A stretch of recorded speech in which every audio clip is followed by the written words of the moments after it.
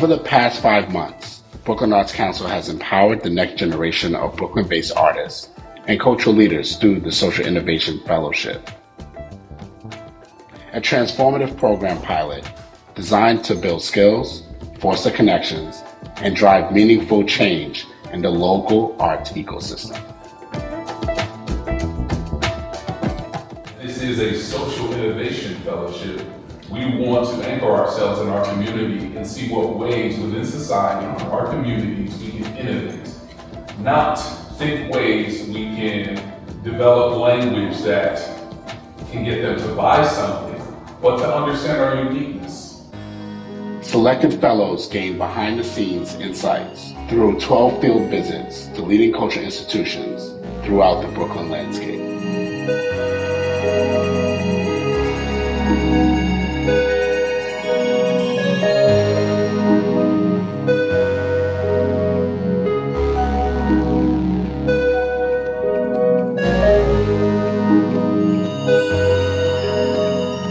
Fellows participated in a series of masterclasses led by some of the most influential arts administrators in Brooklyn. Who, what, where, how, and most importantly, why are you doing the thing you're doing? And where are you guys headed? Where's the bus headed? If you know where the destination is, you might take different routes and go off to the side a little bit, but in the end, you're trying to get to a particular place. And you can change that place, but it needs to be done with a level of intention. This fellowship isn't just about professional development. It's about empowering Brooklyn-based artists, cultural leaders, advocates, and change makers to catalyze and demonstrate social innovation. I think sometimes people get caught up in thinking that like every single thing you do has to be sustainable. No, it's choosing to do even 1% of what you do, because small steps towards sustainability is better than zero.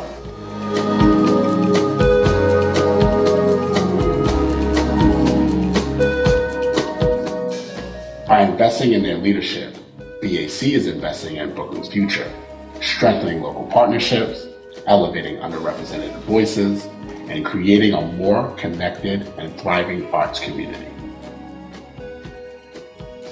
Support the next generation of Brooklyn-based artists. Your investment fuels creative innovation and ensures a sustainable future for Brooklyn's cultural landscape. To learn more, go to brooklynartcouncil.org or follow us on social media at BK Arts Council. The Social Innovation Fellowship is brought to you by Brooklyn Arts Council in partnership with New York State Council on the Arts.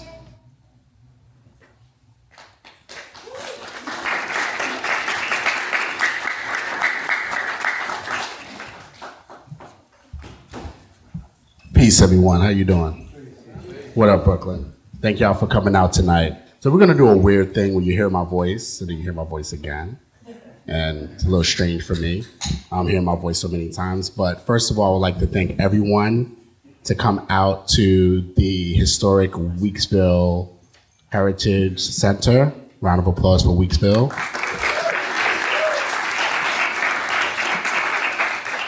Weeksville has been a long time a beacon of resilience, innovation, cultural memory, and preservation. And we give thanks for them to host the Innovation Salon tonight. So with that, tonight is not just about witnessing a showcase, it's really to articulate a shift that we're seeing in our community. This evening marks a culmination of our inaugural Social Innovation Fellowship, a bold pilot started by us, Brooklyn Arts Council, in partnership with NYSCA, the New York Council on the Arts. We also included, the fellows also included grantees of Howard Gilman Foundation and Mertz Gilmore Foundation, so we give thanks to them as well. This fellowship was born out of an idea, an observation, more of a conviction that Brooklyn neighborhoods are more than just homes to artists. They're incubators of innovation. Our neighborhoods are where culture is created, where justice is imagined, and where community-based solutions are built. Over the past 6 months, we supported 11 artists and cultural entrepreneurs who don't just create art, but create infrastructure, pathways, and new models of care, economy, and engagement. some fellowships or some of the fellows worked on projects like mutual aid through fashion collectives, Afrocentric educational models, mentorship by way of movement for youth in carceral spaces, intergenerational frameworks for cultural memory through music, textiles, and performance. So what is social innovation? And this is what we're all here to kind of articulate. It is weaving artistry with advocacy. It is the boldness to see art not only as a practice, but also as a solution. It is where creativity meets necessity, designing business models and projects that serve for the soul of a neighborhood. So let's talk about Brooklyn and why Brooklyn. So Brooklyn is the most culturally rich, one of the most culturally rich boroughs, yet under-resourced boroughs in New York City. With over 64% of residents identifying as people of color, 34% of the cultural institutions in NYC are in Brooklyn. However, Brooklyn only receives 8% of philanthropic support.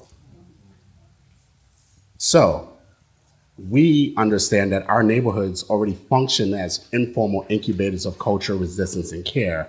So we wanted to invest back into them to show the world that culture is created from the streets, not from institutions. This is more than a grant, the fellowship. It is a cohort, it is a curriculum, and it's a community. Fellows receive mentorships and professional development, technical support, and are guided by a senior fellow, Jeremiah Ojo, a cultural strategist who helped shape the fellow's structure and gave this program spirit. The projects in this cohort reflect a spectrum of social innovation, from cultural preservation and educational intervention to hyperlocal strategies for community building. What they all share is a commitment for creative problem solving and community accountability and radical imagination. So this is only the beginning, y'all. This was a pilot. We got money to do a pilot. But the only way this is going to sustain is by bringing on, and to scale it, is by bringing on partners, collaborators, sponsors, and believers to imagine with us, to build the infrastructure to keep it going. If you believe in artists who are visionary in service of community, this is your invitation to join us and carry this fellowship forward.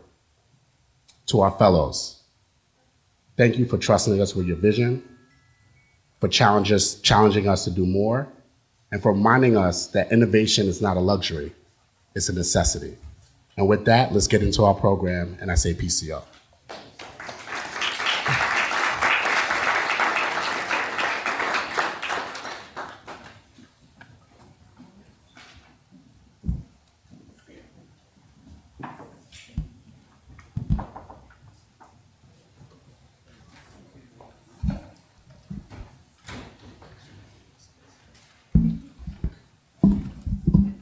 What's up, Brooklyn? Oh, come on, y'all gotta do better than that. Where Brooklyn at? Awesome. Well, good evening. Thank you all so much for joining us this evening. We have an exciting evening ahead. We're gonna kick things off first with a panel, which I'll get into in a second. But to kind of set the stage for what will follow, we'll have 9 individual fellows introduce themselves and also present a little bit on their experience on the fellowship and the work they do and the community impact that they have had, not just during the fellowship, but throughout their careers and lives here in Brooklyn. I am Jeremiah Olayinka Ojo. I am the senior fellow, which is pretty exciting, the title senior. A senior fellow for social innovation at the Brooklyn Arts Council. I'm also an artist, an educator, and cultural entrepreneur. And I have the great pleasure of kicking this evening's programming off with 2 of the 11 fellows, Janu and Emma. So I guess we can kick things off by having Janu tell us a little bit more about yourself and your work. Thank you. Wow. Hello, everyone. Thank you for being here. First, I want to thank the Brooklyn Arts Council for this opportunity to speak about my work, for your mentorship, Jeremiah, and for my partner in crime, Emma. I'm Jinu Shweri. I am an artist, and I'm the executive director of Arte East. Arte East is a cultural nonprofit based in New York, and we support the voices of artists from North Africa and the Middle East and the diasporas. Our work spans from film programs followed by talks with artists and panel discussions. We also host performance arts events. We've had art residencies, online publications, and more. And we are facing, unfortunately, now a time of heightened not only censorship but cultural erasure that our community is directly affected by. So the work of an organization like Arte East, I think, is not only important but very urgent, because we provide a platform for stories that would otherwise not be heard, especially in the United States. And this gives artists, empowers artists to reclaim their own narratives and have agency over how they're being portrayed. We're also committed to reaching the wider American public so they have the chance to listen to perspectives that are not found in the mainstream media, to really get a nuance and a deeper understanding of what's actually happening in the region with the people and cultures and histories. This is not something new. Arte East has been around for 20 years. And we were born post 9/11 at a time where our communities were discriminated. And so this work has been something that we've been reflecting and working on for the past over 20 years. And this fellowship has been an incredible space to reflect on all these challenges and to think of new ways of imagining the future, new ways of addressing these issues with an incredible group of people. Yeah. Awesome. Thank you so much for sharing. And it's been a great pleasure to get to know you over these last couple of months. We've spent a lot of time one-on-one via Zoom during sessions, just digging deep about your organizational challenges and balancing a number of things. But let's hear from Emma. Tell us a little bit more about yourself and your work. Thanks, Jeremiah, and hi, everyone. My name is Emma. I'm a community organizer, a film impact producer, and the head of people and partnerships at Multitude Films. And Multitude is an independent production company that focuses on storytelling that advances social change and culture change. And we do that through the lens of historically marginalized and underrepresented communities, really trying to center those who are most impacted by the social justice issues that we cover, and also those who are leading the movements that we document. Our work is centered around representation and equity, both on the screen and behind the camera. And as our head of people, the work that I really get to do is not just infrastructure related. It is a lot of the behind the scenes things that you don't always see in film production, but a big part of my work is actually focusing on organizational culture, which I've learned a lot through this fellowship is artistic practice and requires a lot of innovation, particularly in the context of a society and an economy that is hyper-capitalistic. Hi, Vida. You want to come up?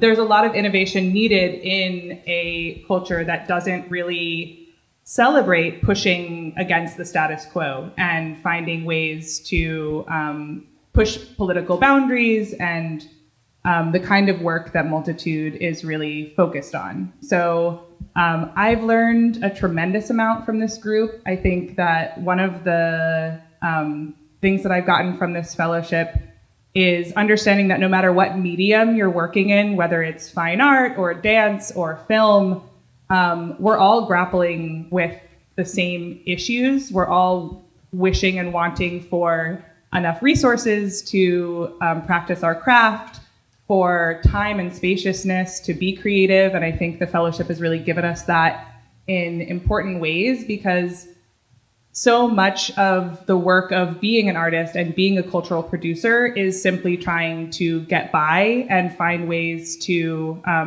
speak the truths that you want to speak through the medium you're working on. So this fellowship has given me an opportunity to connect with others who are facing those same issues to build community and to collaborate and think about ways that we can build our collective power as artists and cultural producers who are invested in changing the way that we see and interact with the world. Yeah, thank you, Emma. And both of you brought up some really important points that I'm sitting here reflecting on, especially just the community that we've been able to build over these 6 months. It's not easy. At some weeks and some points, I was having you guys read a lot of articles, that infamous red book, and also dialogue and build community by reflecting on some of the current administration's surface tensions. We're all feeling and seeing, but when we dig deep, there's nuance to it. And I think that was the beauty of being part of the fellowship, is understanding, yes, we have a lot of the same challenges, but when we dig deep, there's nuance to it. And it was cultural, it was geographic, there was nuance specifics. So that leads me into my next question. Both of you are both artists and art administrators. So I want to hear a little bit about how you're able or striving to balance those two. Jinu?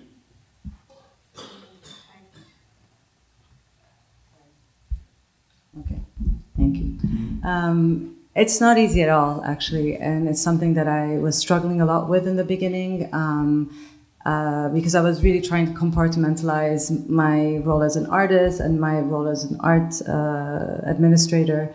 And it's just the role of being an executive director of a nonprofit is very demanding. But you helped me kind of shift perspectives and look at this more as them feeding each other and as being interconnected. And that liberated a lot of energy that I put into the work. I'm also, I came to the US 5 years ago from Lebanon, so I understand what it is to be an immigrant and the issues around displacement. So I'm close to my community and what their needs are. And one of the biggest things for me was building community. When I joined Arte East, it was during the pandemic. Everything was online. So part of my work was really building the local community here. And we did it through our program that's like Hikayat, which means storytelling in Arabic and Persian and Turkish. And it brings a community together around performance arts and storytelling. That's awesome. Thank you so much for sharing. Emma, your reflections on balancing or striving to balance both. Yeah, I think we've talked about this a lot in the course of the fellowship, that it's not always necessarily about balance, but more about integration. And that's been a huge part of my learning from this experience is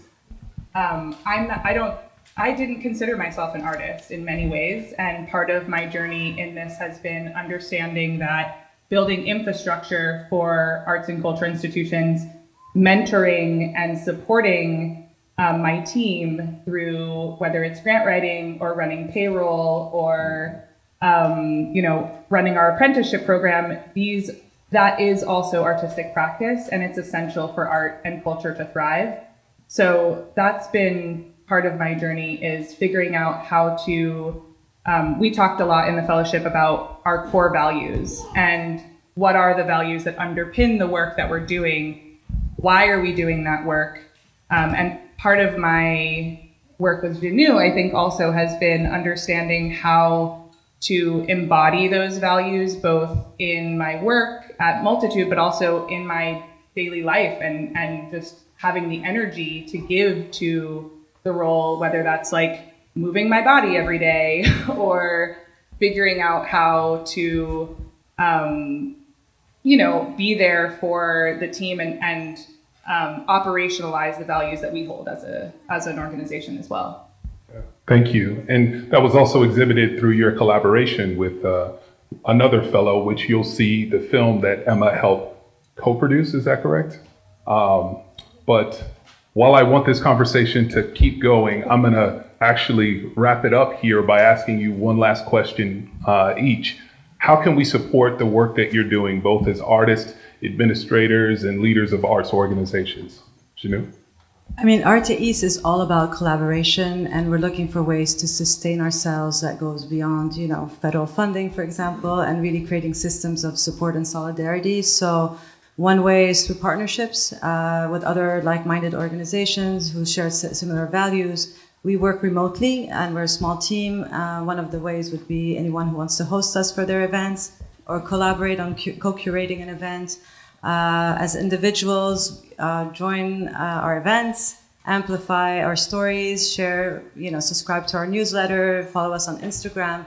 It's all about cross-cultural exchange. And if you feel called to, you can also donate. You find all of this information on our website. Thank you. Emma? Yeah, thanks for this question. I think all of us in this room know that the field of arts and culture is deeply under-resourced and has been for a long time. And we're now reaching, I think, what we can call a crisis point of further disinvestment in that landscape, which is really devastating for our work, for our communities, and for our future as artists and creators and people who care about free expression. And so at Multitude, we're really focused on productions that shape the way that people see and interact with the world. We're looking for people to help resource those productions so that we can continue to make powerful films that transform the way that people understand core issues that we're facing today. We also run an apprenticeship program and also are looking for resources so we can continue to mentor the future generation of storytellers and filmmakers through our work. And we'd also love to build deeper partnerships with anyone in this room who also believes in the power of storytelling and culture change. We know, and I think another lesson that I'm taking from this fellowship is how important it is to build our power together and to learn from one another in this space. We have so much that we can do together, and we are more powerful together. So always looking for ways to continue to build together. And thank you so much to the Brooklyn Arts Council for making that possible. Well, thank you both for sharing your experiences. Let's give them a round of applause.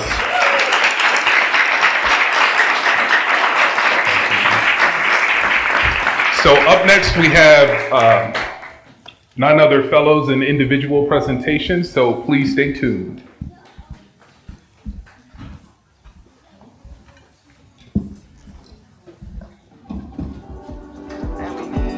My name is Chief Baba Neil Clark, and I'm a Social Innovation Fellow at the Brooklyn Arts Council. Social innovation to me, it means having an impact on society. Artists typically have a different way of looking at things and processing things from possibly the mainstream of society. So the fellowship was an opportunity to engage in discussion and dialogue, exploration of how to engage in one's artistry in a social context. What do I believe? Is that my next question? What do I believe? I believe that I'm an African born in America, and my whole life is centered around exploring and expanding on that idea of embracing my heritage and my identity and expressing it through my instrument, which is the African drum.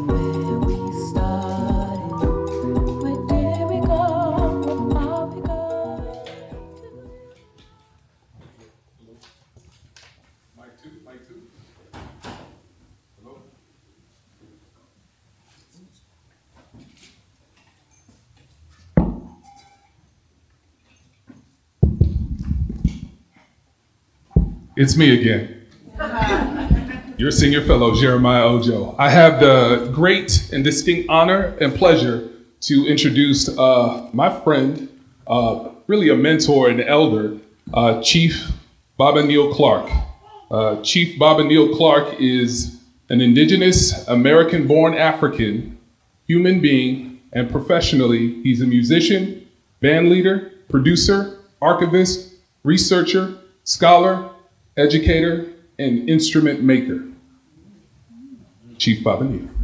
That sounds impressive, huh? So, Rasul got a hook, so I gotta move through this, so bear with me. Socially, spiritually, I'm an African traditionalist. Socially, I'm a sighted community elder and cultural advocate.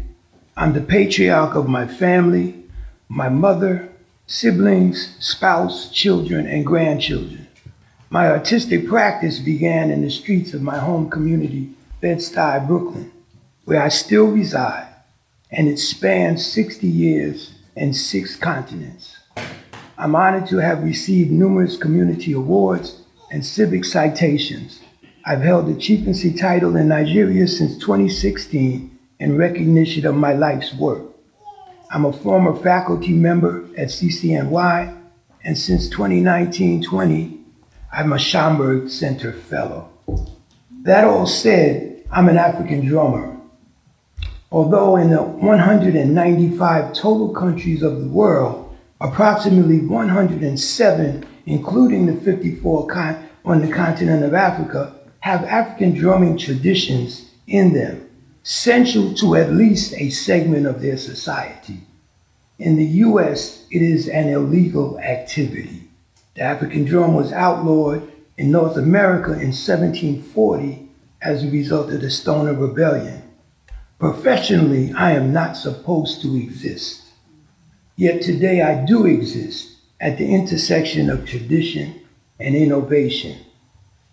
I'm here today, and I want to thank you all. I want to thank Brooklyn Arts Council for this opportunity, and I want to thank everybody for coming out, because I'm here today to engender your support in continuing my work of the last 60 years. Here we go.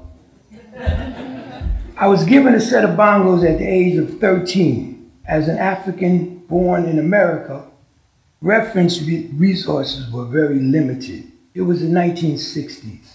Fortunately, there was a resurgence of the African drum all around. Significantly, even in popular music that I listened to and on TV. I would sit at home and play along. Notably, one recording was Stevie Wonder's first big hit, called Fingertips, where he was featured on playing bongos. Let's go to the next one, please. In the neighborhood, there was a park, Brower Park, next block from my house, where there were drummers who were senior to myself who would get together on spring and summer evenings. I would pass by and listen, and eventually got a chance to play with them. As a result of doing that, I began to save my money by washing cars and eventually purchased my first drum.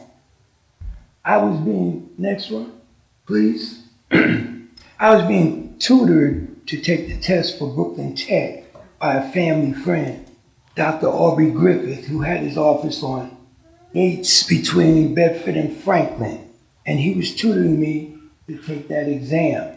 After our tutoring sessions, he treated me to playing records from his collection, Babatunde's Olatunji's Drums of Passion and Mongo Santa Maria Afro-Cuban Rhythms and Chant. That was my first, hello?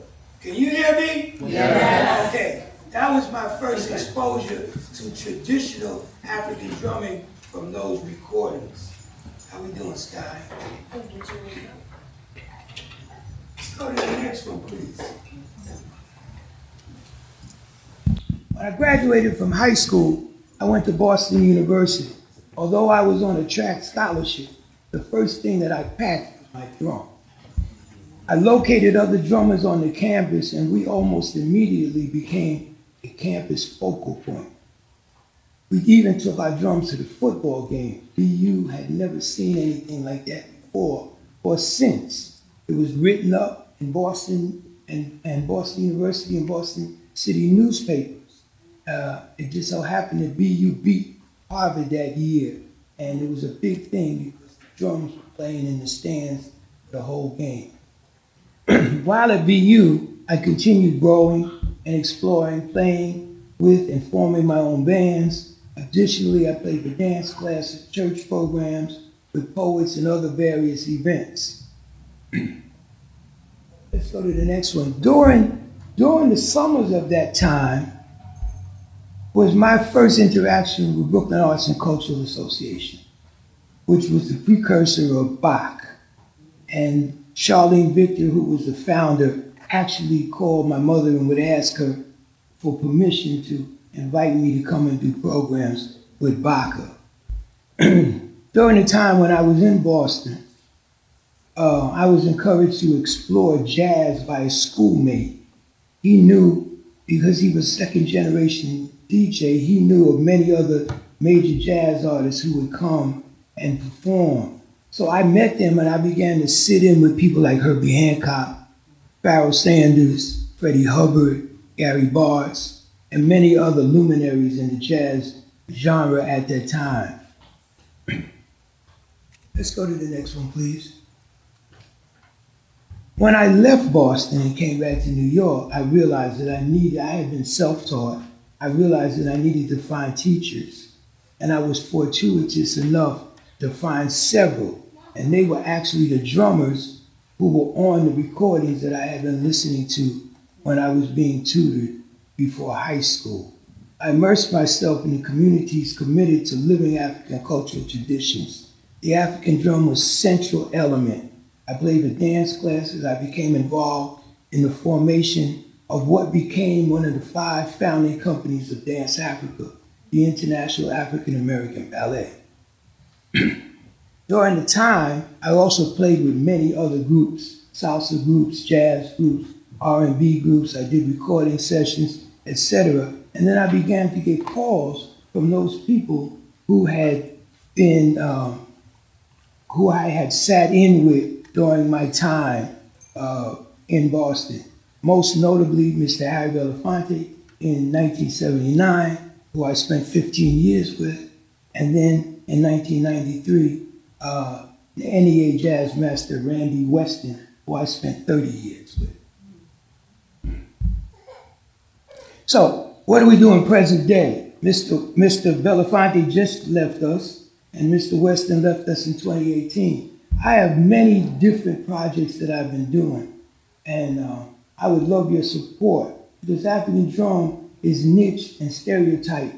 Like the people who created it, is known for supporting others, dancers, band members, accompanying ceremonies, etc. But the African drum is a vector. It's a synecdoche. It has been my vehicle and my conduit for the person that I am today. My career is a focus on focusing on promoting the African drum as a musical instrument in its own right, like the piano, like the guitar, like the saxophone, not just supporting others. And that's what my work is. You see, these are some of my projects, and I would really appreciate support. And I'm looking for a residency, y'all. I want a residency where I could walk in the door and do 5 nights of different programs. Here's some of them. Okay, also, the next one, please. Also, I'm involved in an initiative of the 350-year-old Pinkster Festival, the oldest African festival in America, right here in the Hudson River Valley. We have a consortium, we have an informal consortium of 8 sites around New York State where we've been doing the Pinkster Festival.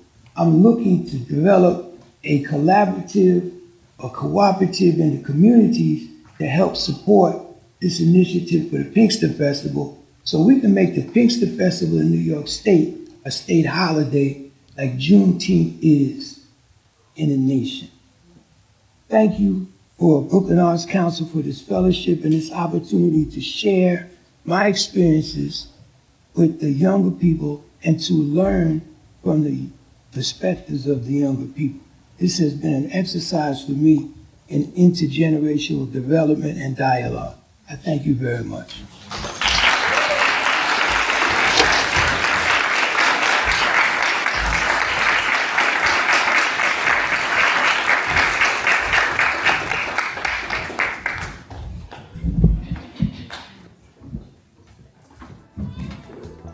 So my name is Dr. Danielle Brown, and I am a Social Innovation Fellow at Brooklyn Arts Council. So for me, social innovation means creatively finding ways to enhance society using the arts. And by arts, I use that term broadly speaking, so that means music, dance, writing, culinary arts, martial arts. So there are many different kinds of arts, but with social innovation, you use those arts to make society a better place. Sometimes we can feel so isolated and like other people don't understand what we're trying to do because even though many of us are entrepreneurs, we do entrepreneurship in a different way from other people because we really try to align it with our values. So it's not just about making money, right? It's about really doing something that can enhance society.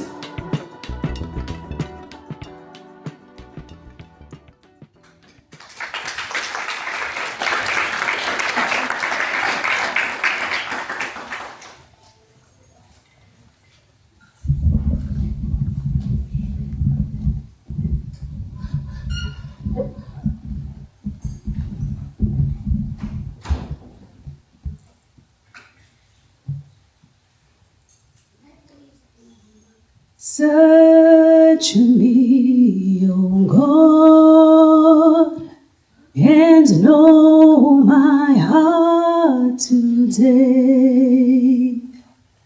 Try me, O Savior, know my thoughts, I pray.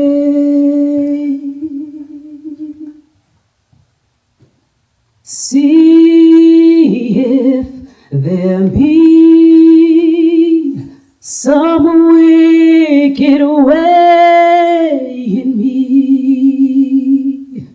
Cleanse me from every sin and set me free. Good evening. My name is Dr. Danielle. I like that. I got a response. My name is Dr. Danielle Brown. I am an author, multidisciplinary artist, ethnomusicologist, and entrepreneur. I'm also the founder and owner of My Peoples Tell Stories, LLC. I often like to start presentations with a song, a sort of invocation or prayer, if you will. I do this as a way of opening up and blessing a space before talking about hard things, like social justice and diversity, equity, and inclusion. Beginning with a song is also a way to open us up, expose us, and allow us to be vulnerable enough to speak our minds while being receptive to new ideas. It's a way of inviting in positive energies and setting a tone. And so, I hope that all of us will make it a habit to search ourselves and see how we can do better and be better in this world. I was born and raised in the Caribbean enclave of East Flatbush, Brooklyn. My parents had immigrated to the United States from the Twin Island Republic of Trinidad and Tobago. One second.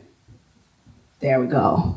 Although my parents aren't musicians, music was and has always been an important aspect of my life.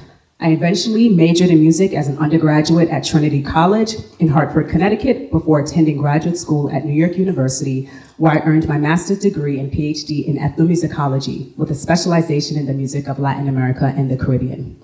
So ethnomusicology is often described as the study of music in culture or as culture. And as a young undergrad, ethnomusicology seemed an ideal way for me to engage in all the things I loved: music, culture, travel, and education.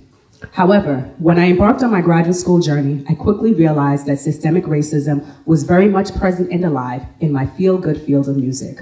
I remember going into the department at NYU to take my music theory entrance exam. 2 weeks prior, Dr. Lise Waxer, my mentor, and the reason I had entered the field, had passed away tragically at the age of 37. Already upset at her passing, I sat down to take a test and was presented with an exam that only assessed knowledge of Western art, music, and theory. It included a chord analysis of a Bach chorale and a piano reduction of a Stravinsky orchestral piece. I got up and left. I could have taken the exam, and I eventually did without a problem. After all, I was trained in Western art, music, and history and theory. And the exam reflected what I had studied as an undergraduate at Trinity College. However, I had also trained heavily in jazz, piano, and theory, as well as various styles of Latin American and Caribbean music. Where were they on the exam? Besides, I had no intention of studying Western art music at the graduate level. So why was I being required to take an exam that had little bearing on my future work, but could potentially prevent me from continuing my studies and receiving the doctorate?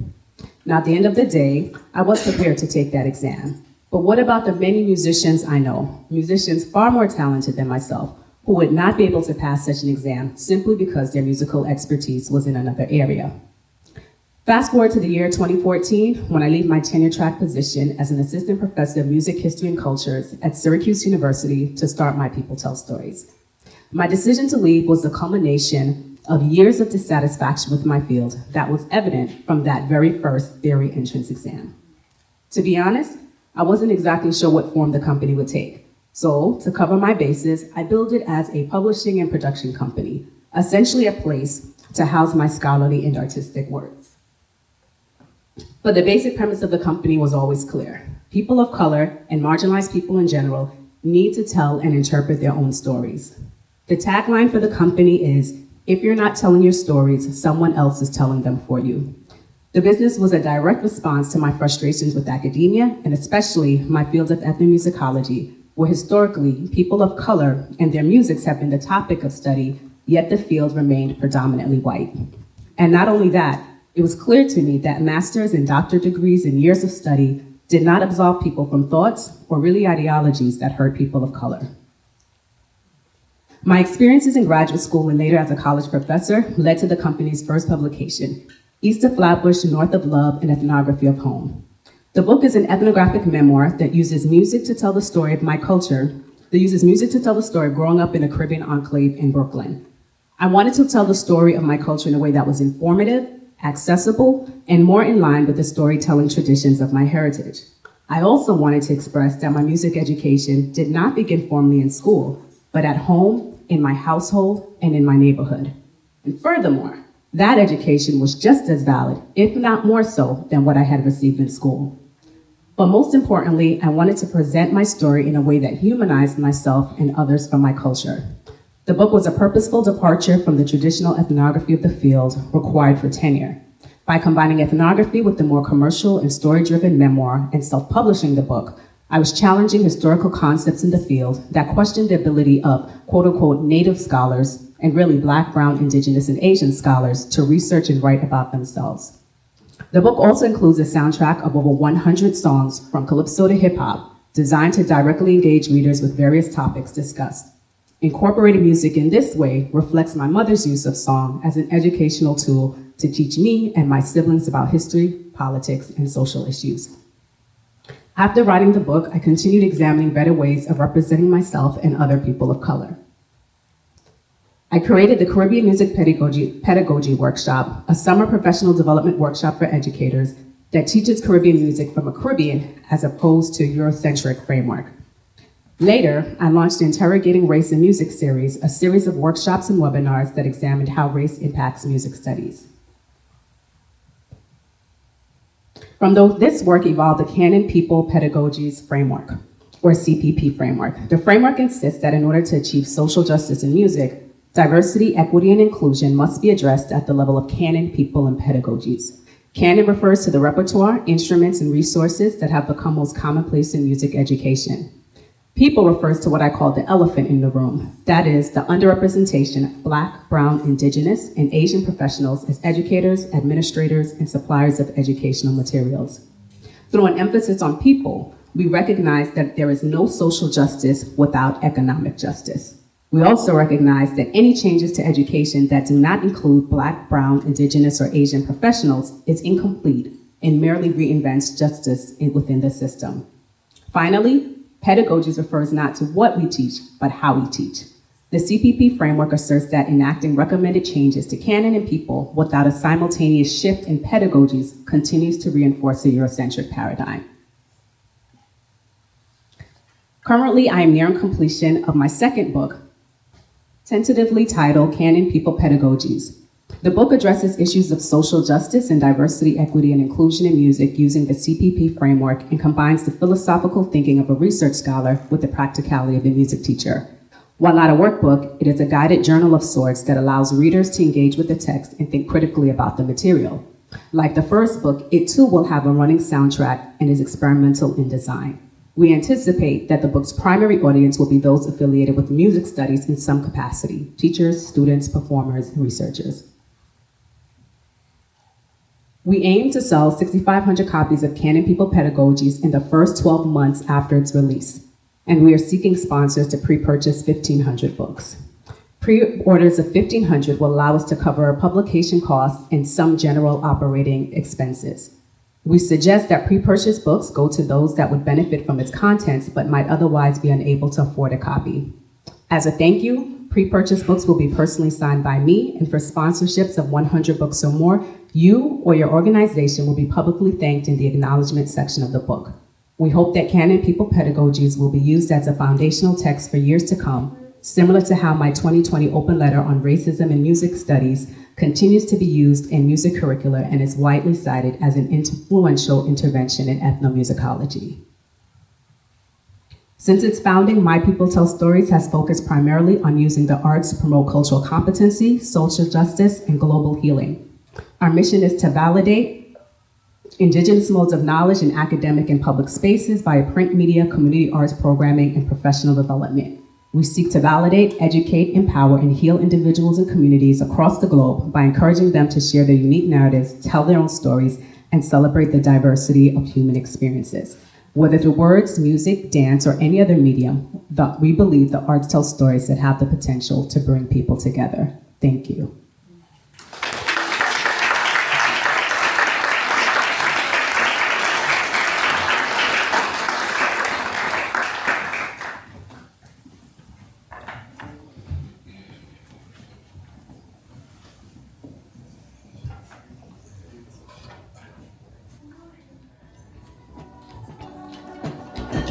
My name is Sorlinda, and I am a Social Innovation Fellow at Brooklyn Arts Council. Social innovation means building a community with people tapping in with one another creatively. I believe that all is possible with the hard work and the dedication that I've been putting forward and giving myself grace. I can contribute to my nurturing and loving heart.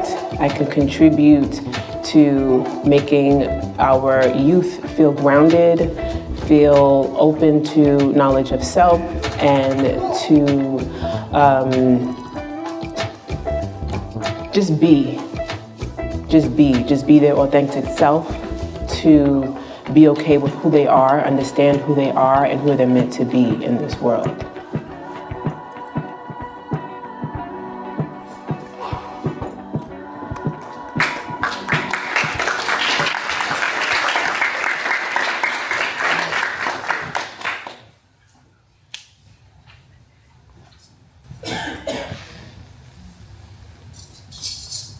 Good evening, everyone. Good evening. First, I'd like to give thanks to the ancestors, those who walked before me, who sacrificed, dreamed, healed, resisted, who created. Thank you. Their spirit lives within me and everything you will hear and see today.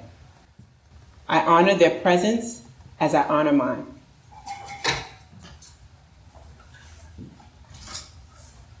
My name is Sorlinda Williams, and I'm the founder of So Grounded. I'm a mother, a wife, a teacher, and a firm believer in the power of knowing who you are. Born and raised in Brooklyn, where community and creativity was constant, I was a child that valued it all. Participated in the Rites of Passage program, played Mass in the West Indian Parade, and lived in the rhythm of Brooklyn. From as early as second grade, I knew I wanted to become a teacher. By sixth grade, I knew I wanted to open my own school. In 2021, I experienced a pivotal moment in my life. I was terminated from the Department of Education because I did not comply with the city's mandate. After 15 years of dedicated service, I suddenly found myself without a career that I had poured my heart into. It was a painful and disorienting time. I didn't know what would come next, but I knew it was time to step out of the familiar and step into what could be. That same year, my husband and I decided to homeschool our children, Brooklyn and Bryce. But instead of replicating traditional classes at home, I began creating workshops, experimental, engaging, and culturally rich experiences to spark their curiosity and nurture their identities. I reached out to my mother and my 2 best friends and asked them to support me in this journey. Together, we became a tribe of educators for my children, which included sewing, herbalism, culinary arts, financial literacy, art infused with history, yoga, and meditation. Definitely travel. This homeschooling experience birthed what is now So Grounded. Now, I'd like to share with you a glimpse into the journey of So Grounded.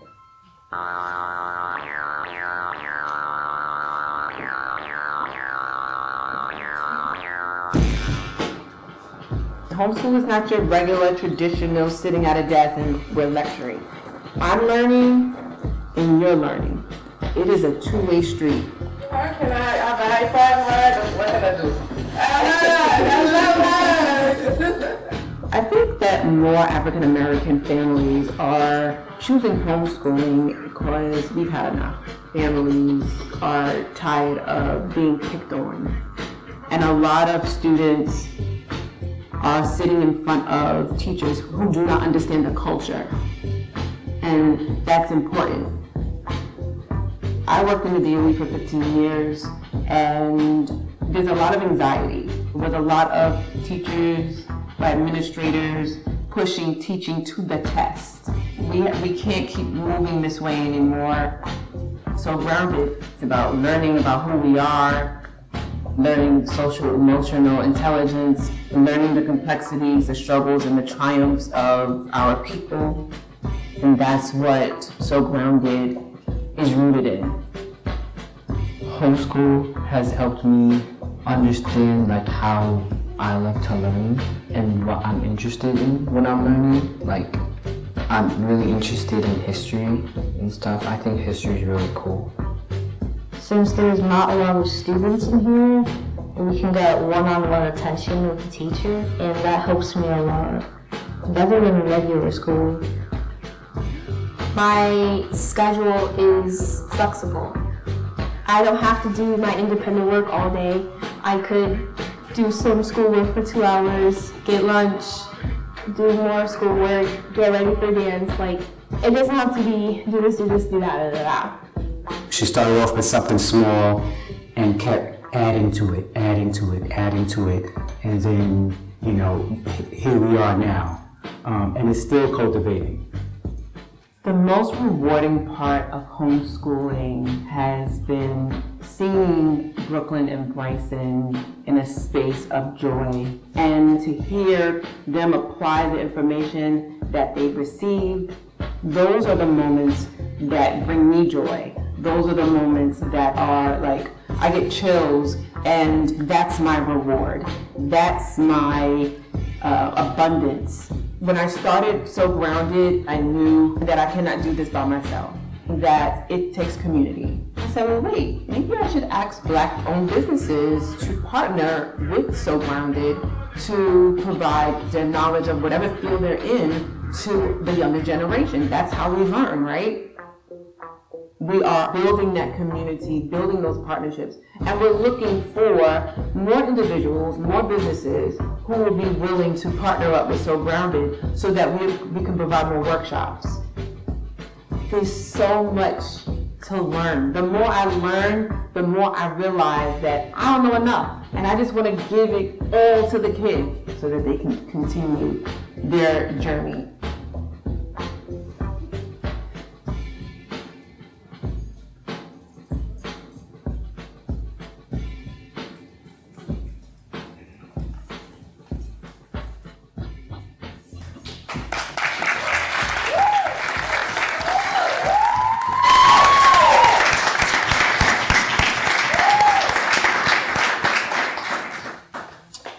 I'd like to fully introduce myself. I am an aspect of the Creator. I am a descendant of those who studied the stars, mastered medicine, and built civilizations.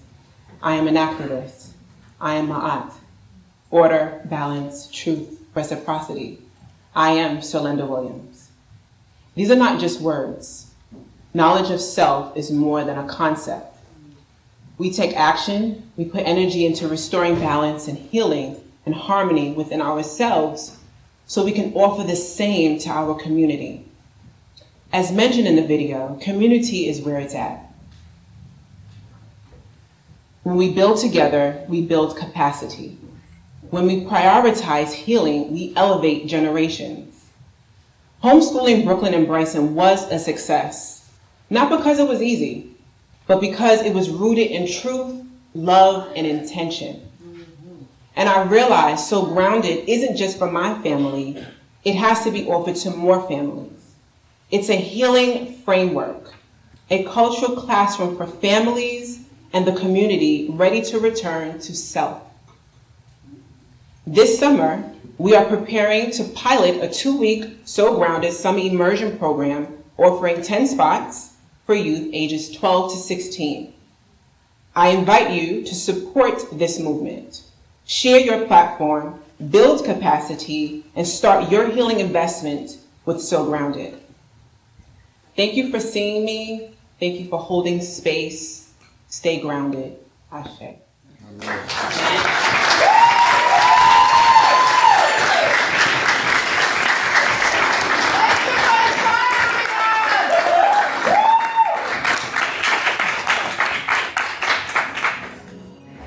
I'm Tilly, and I am a Social Innovation Fellow at Brooklyn Arts Council.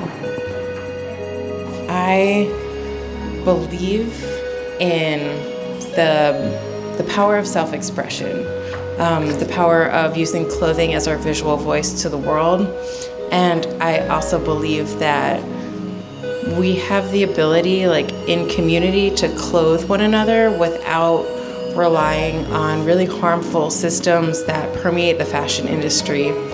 And so I believe that we have the power to connect with makers and all through the supply chain, but also like upcycling and like using what we have, connecting with each other to bring forth the pieces that help us express who we are. Social innovation means, to me, creating an environment and a space and being part of a community that is deeply rooted in care and kindness and really deep self-expression.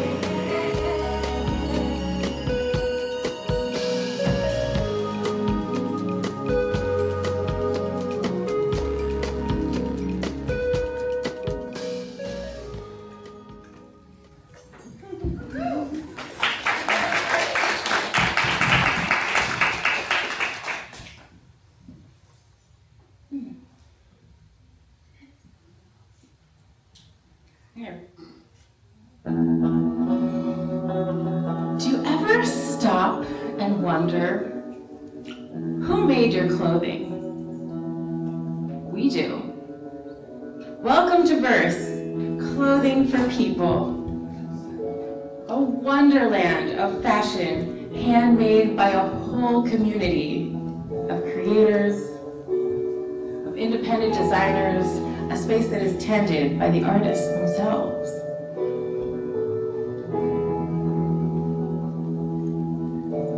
We have the power to clothe one another without relying on harmful systems that permeate the fashion industry.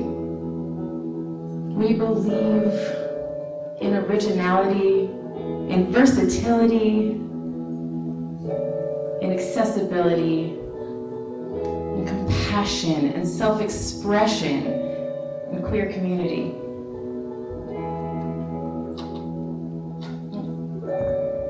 Who am I?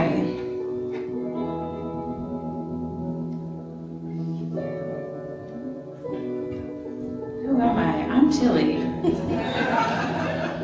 It's a big question. And my clothes are called Tillium. clothes that work upside down, flipped around, high, low, and in between. There's no wrong way to wear Tillium versus clothing for people.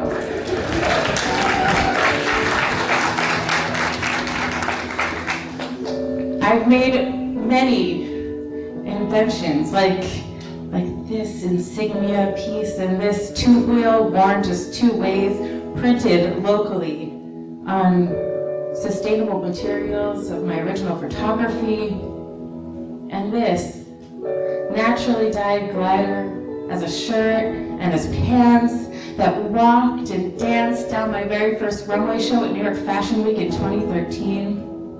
But I've always dreamt of a store that is as transformable as the clothing I make, that contains the space to shop and the space to create all under one roof. And so I created Verse, a boutique with an in-house sewing studio and capacity for events. We are queer designers and artists, each hand-making original creations, each with our own vision for sustainability, like zero-waste design or upcycling the mountains of textile waste that exists in the world, or really innovative materials, like one designer used fabric that's made of orange peels that feels like silk. And we get to connect our wearable art with our whole community of customers and friends, customers who become friends.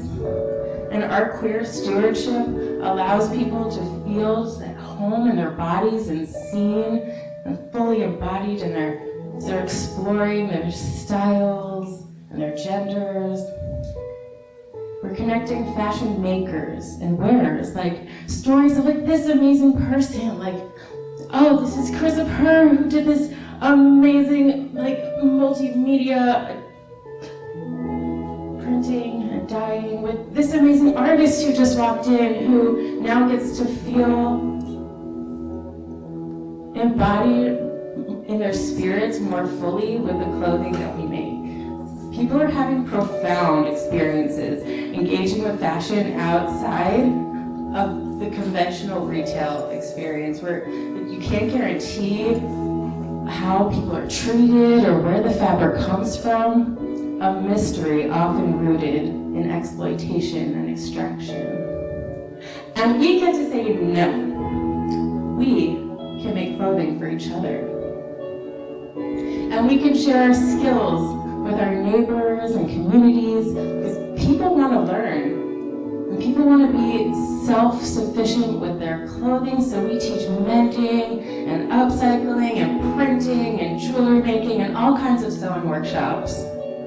And we have free clothing material swaps where it's like, bring what you can, take what you want, and keep clothing and art supplies circulating. And we bring our quality leftovers to our community partners like Sylvia's Place, a shelter for queer and trans youth, and to mutual aid and mental health organizations. And we donate and shop at materials for the arts. It's a healthy ecosystem. We believe that clothing is a vital part of your visual voice to the world. And as queer and trans people, feeling safe in a space to express yourself fully, especially as there's legislation trying to govern our trans bodies and legislate us out of existence, we get to say we are here.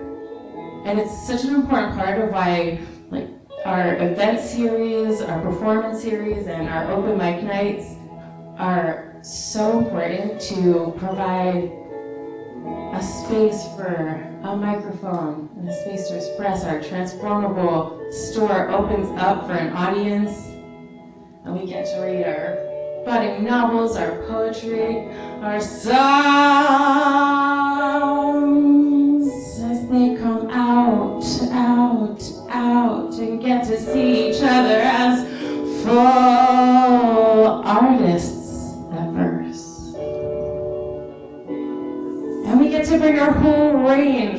of diverse bodies and expressions out onto the runways of the city, like at Fashion Week Brooklyn, and in queer nightlife, like at the Dream House and House of Yes and Suzanne Barsh, taking our looks and volunteer models from our community who are empowered in their selves in the spotlight on the catwalk in outfits they had a hand in styling with me from our whole array of verse designers.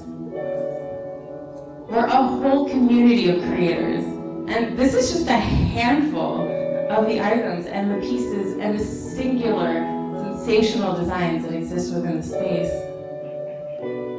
There's a whole community of each leaders in their own right, making jewelry, accessories, and Paradox vested relics, 20 years of experience of upcycling and filmmaking and programming our swaps and our vendor markets, and Liffy Key, who is the founder of Impact New York Fashion Week, also a platform for sustainability and for designers in the city, like Whatever 21, who created a pop-up market series a decade ago where so many of us got to meet each other and grow in community in markets just like that all across the city. We're a whole web of people who have grown together and it's expanded outward from verse.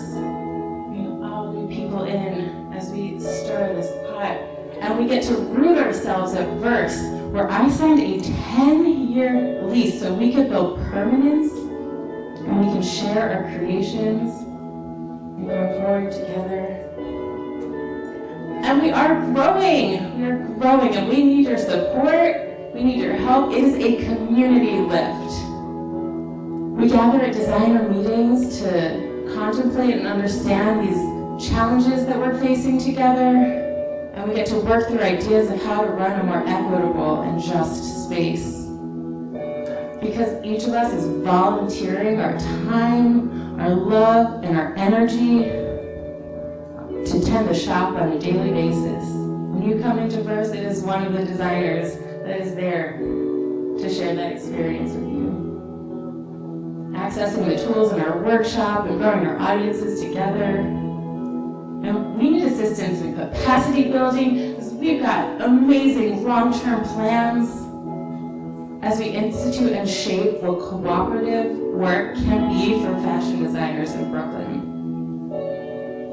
And we have vision for space upgrades to our already ADA compliant space to make sure it is accessible both physically and for the marginalized artists that are within the space, and keeping Verse equitable and in our community. So help us spread the word, because every garment sale literally makes a difference in the life of the artist and for the health of our space of Verse. So come visit us at Verse Clothing for People, versebk.nyc online.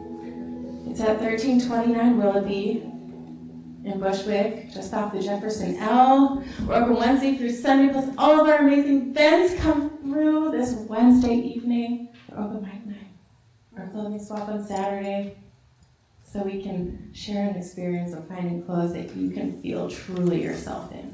Thank you.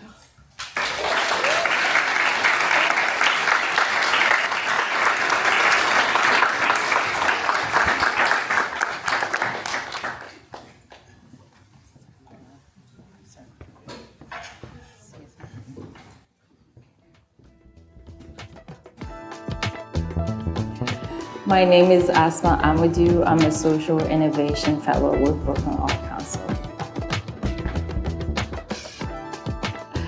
Social innovation to me means using my artistic outlets to, try and investigate and learn more about the issues that are within the art that I'm making. And in a business sense, is also using art to kind of engage with the social issues that we have in the world. I believe that we can create social change through art and community. I think a lot of the issues or just like the systems that we exist in socially can be better through just like engaging through art and just like people and community.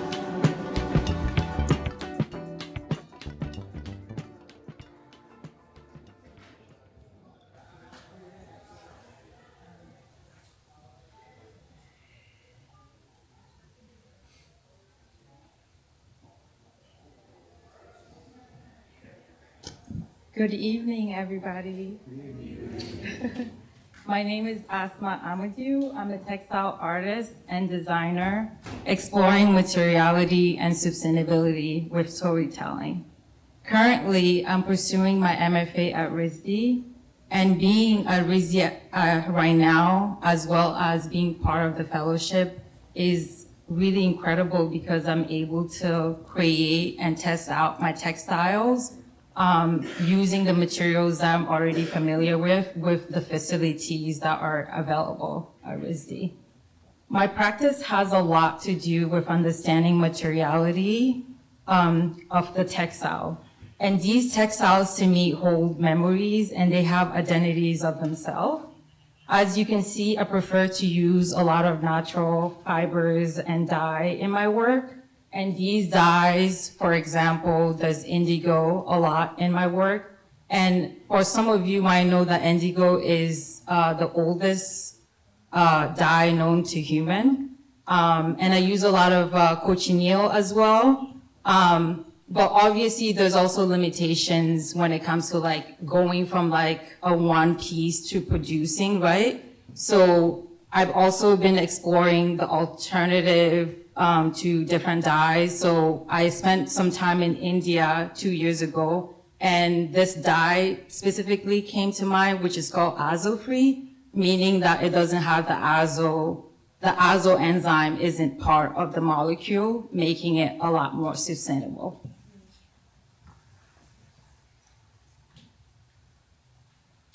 I actually, in actuality, it's the combination of design processes and artistic thinking that, to me, ends up bringing a very good, sustainable practice. And I think by combining these two, one, the design processes allow for you to test out things and see how things come together. And then the artistic process allow for the storytelling aspect of things. And together, it ends up making, at least in fashion, it ends up producing a really incredible collection that can tell stories and bring stories to life and also bring like ideas. Asma is these are archival images of West African textile craft. A lot of my work is obviously influenced by these crafts. So I see myself as a continuation of these practices. So it's only fair for me to like look back and explore them from a historical point as well. Asma, the brand, is emerged from a dialogue of my artistic practice and an ongoing fascination of what textiles are capable of expressing and carrying. I work a lot with natural fibers and dyes, and it's important for me that these fibers, when they're done, go back into the soil and are able to like decompose. I was born in Togo, Lomé, and I grew up there until I was 13, and then when we moved to the US, I feel like textile as a practice to me came later on, but when I was little, we would always travel to the village in the summertime to spend time with our family, and our family is like obviously really huge. It's practically the whole village. So whenever my dad would send us back, and then we would also like visit different villages in the area.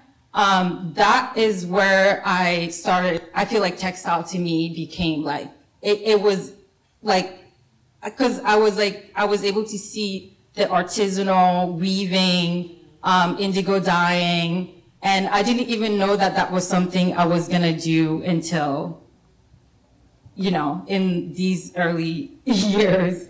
Studying anthropology in my undergrad allowed me to really understand textile, not just from a material point, but also from a historical point. And I think that's an influence that I keep bringing into my work, because I want to create collections that are able to, you know, in their materiality, you're able to feel them, but also from a historical point, there's a story built onto it. Sustainability is a core value that I build in my brand. And to be sustainable, one must actually understand the supply chain that, you know, you're building into. So that was a very important aspect of what I wanted to do from an early on. So instead of just going straight into making clothes, well, I didn't really have the money to do that either way, but I started to use traveling to different places in relation to also textile research. So that while I'm traveling for pleasure, I'm also like visiting different artisans, learning about the craft and, you know, learning about the practice itself and doing research on my own time too, to learn further. These are some fine art pieces that I've made, and each piece, like, it stems from a specific theme, and I would, you know, explore it and create the work. And these are some of my fashion pieces as well.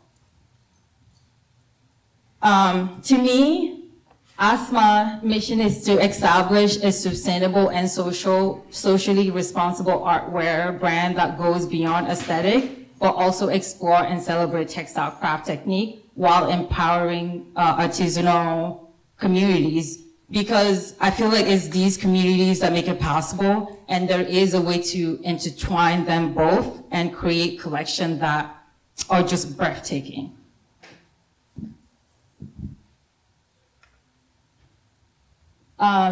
I think, to me, also, studying textile isn't just a design point for me. It's also just not an art point. It's also the history, because the textiles themselves have so much, right? Like, they're connected to different technology systems. They're connected to trade system.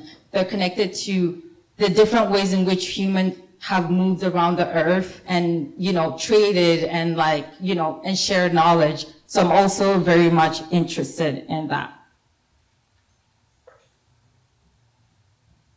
These are just some real life shots at RISD and some of the facilities that I'm able to use to create my work. This drape piece that I have on is a piece that I dyed with indigo, dyeing different like texture fabric and embroidering onto it, which I'm also trying to just like create my own language so that, you know, when I'm releasing these collections, they're also coming from my own specific artistic output. And these are just some of the works that I'm currently creating right now. And these are some natural dye exploration and screen printing.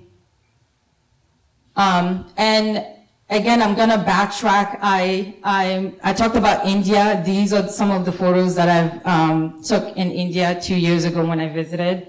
I was super fascinated by this because this is block printing, but screen printing is just, you know, like screen printing is, to my opinion, it came from block printing as a practice. So a lot of these block printing, they use natural dyes and pigments to create them. And this is a family in Oaxaca that I've met that I also am looking to collaborate further to create weaving textile. And this is a community in Manchikeri, Karnataka that I've also connected to, an NGO that I'm hoping to create with and create my collection with. And I just want to end with a collection that I'm currently working on The Migrating Octopus. It's a collection that is a storytelling, both from a playful, like, mythical lens, but also my goal is to essentially name each piece on West African civilizations and go into a research point of, extracting some of those information and bringing them alive through the collection and the installation. And with that, I'm seeking for funding, help to make it possible and to bring it to life. And that funding will go into, obviously, the production of the textile, the development of the collection, and hopefully I would love to showcase this in spring with a full collection and the installation in a space that is willing to host it. Thank you so much.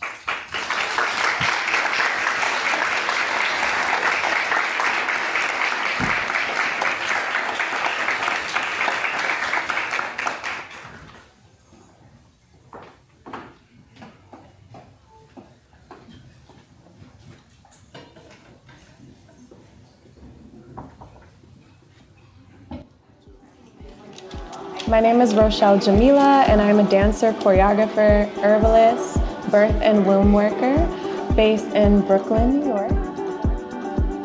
My work focuses on matriarchal futurity and the idea that by supporting Black and brown birthing and bleeding people, we can envision a liberated future. And so through that space, I bring together the dancers, the artists that I work with, and we imagine liberation through our bodies as Black and brown women, and using our tools of our culture, of the ways that we play and we imagine and we care for each other. And that's the starting place. I believe that by supporting and centering the needs of bleeding and birthing people, we can all live in a freer society, and we create liberation by making sure these people have care. I hope to learn how to treat art making as a business and not have an aversion to that, because for me, my art making practice is so sacred, and I'm really grateful to the Brooklyn Arts Council for offering some tools to honor the art making as sacred and also teach me how to see it as a business.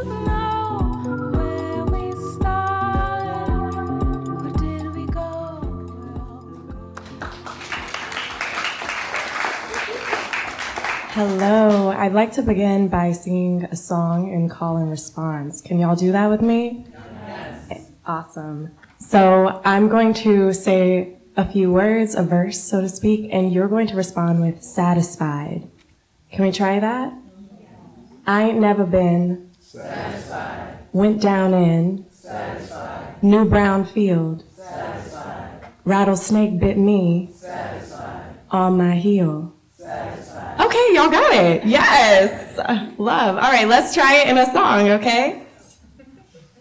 I ain't never been satisfied. Went down in satisfied. New brown field satisfied. Rattlesnake bit me satisfied. On my heel satisfied. That didn't make me satisfied. That didn't make me satisfied. I ain't never been satisfied. I ain't never been satisfied. Went to the river satisfied. Been baptized satisfied. That didn't make me satisfied. No, that didn't make me satisfied. I ain't never been satisfied. I ain't never been satisfied. Mama can't make me satisfied. Papa can't make me satisfied. I ain't never been satisfied. I ain't never been satisfied. Beautiful. Good job. Y'all got it. So, hello. My name is Rochelle Jamila, and I am a multidisciplinary artist, a performer, a choreographer, a doula, and a folk herbalist. Born and raised in Oka Nashoba, the land where two rivers meet, also known as Memphis, Tennessee. Memphis sits at the top of the Mississippi River Delta. For people who are not familiar with that region of the country, the Mississippi River Delta begins in Memphis, Tennessee, and runs down through the border of Arkansas and Mississippi into Louisiana and empties out just south of New Orleans. My family has lived in this region for hundreds of years, for many generations, and I begin any introduction of myself by sharing about the lands and the waters I come from, because I am a river woman. I'm a woman of the land of the Mississippi Delta and the cultures that that river and the various socioeconomic political conditions of the Mississippi Delta have shaped. We are people who know how to create from challenge. Our music, our cultures are beacons of freedom and liberation that we have developed to transmute our pain. There's a quote that Toni Morrison has that I'd like to share with you. She says, "They strained out the Mississippi River in places to make room for houses and livable acreage. Occasionally the river floods. These places, floods is the word they use, but in fact it is not flooding, it is remembering. Remembering where it used to be. All water has perfect memory and is forever trying to get back to where it was. Writers, and I would argue dancers, are like that, remembering. And a rush of imagination is our flooding." The cultures of the Mississippi Delta are cultures that transmute suffering and allow those of us who are from that region, and I would argue the whole country, because all American music comes from the cultures of the Delta, allows us to create joy and create freedom and movements of freedom through what we've experienced. I'm currently developing 2 different works. One is entitled Testimony. Testimony is a solo work that explores themes of climate grief, flooding, and the blues. As a daughter of the Delta, I explore how the history of the blues has emerged and is an archive and an oracle for how many of us, all of us, can be resilient in the face of rising waters. Currently, I am planning to share an iteration of Testimony in New Orleans in fall of this year, and then after that, I'll be pivoting my research to focus on the waterways of this land, the Napehoking, the rivers, the ocean, the many bays, as well as the streams and springs that run underneath Brooklyn and Queens and are buried, but we see rising as there's increasing floods. And so my work is interested in exploring how do we adapt with the waters and see ourselves in communion with them, in relationship with them.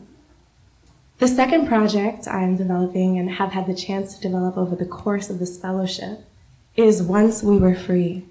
Once We Were Free is a project for imagining freedom through the hearts, minds, bodies, and spirits of Black women with lineage in the U.S. South.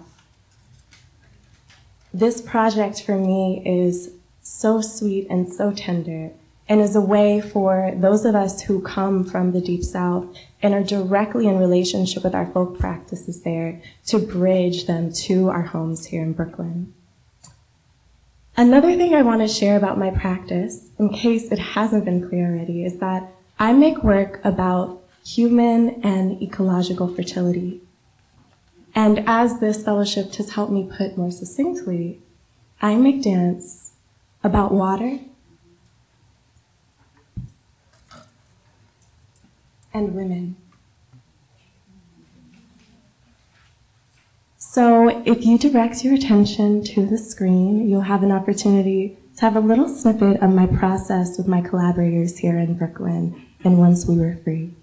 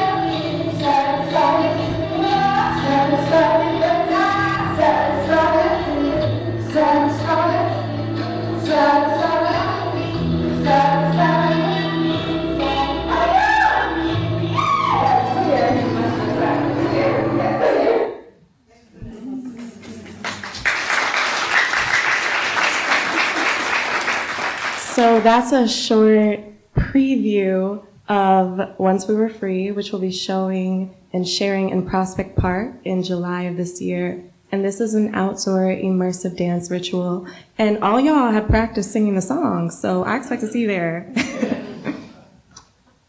In terms of developing these projects, there's certain kinds of support that I could benefit from. I would really love to connect with theaters and performance venues that might be interested in presenting Once We Were Free or testimony.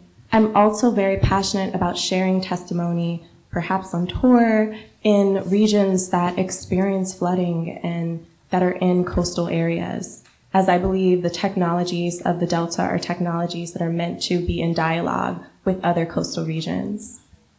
And finally, as I've been in this process, it has been such a joy to develop the techniques for both of these pieces, which are, of course, overlapping. And it would give me so much joy to share these offerings in community workshops and help teach and share how we can weave movement and dance and song into rooting our connection with the lands and waters we come from and the lands and waters we are with. So I look forward to connecting with you all, and thank you so much.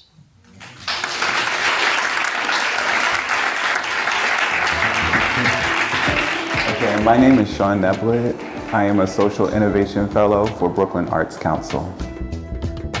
I believe that stories can be told about Black people where we know how to live, where we are not killed by racism or just enslaved. We could explore stories that show us holistically. As a social innovator, we're charged with creating methods for people to be more social, for society to talk amongst themselves, for society to be more vulnerable, or people to talk about who they are and share more about themselves. And I think specifically us as artists, it's through the creation of art that we inspire people to talk, be vulnerable, and be open with each other. So it's sort of like creating a quilt of things in order for people to talk, different methods through the arts.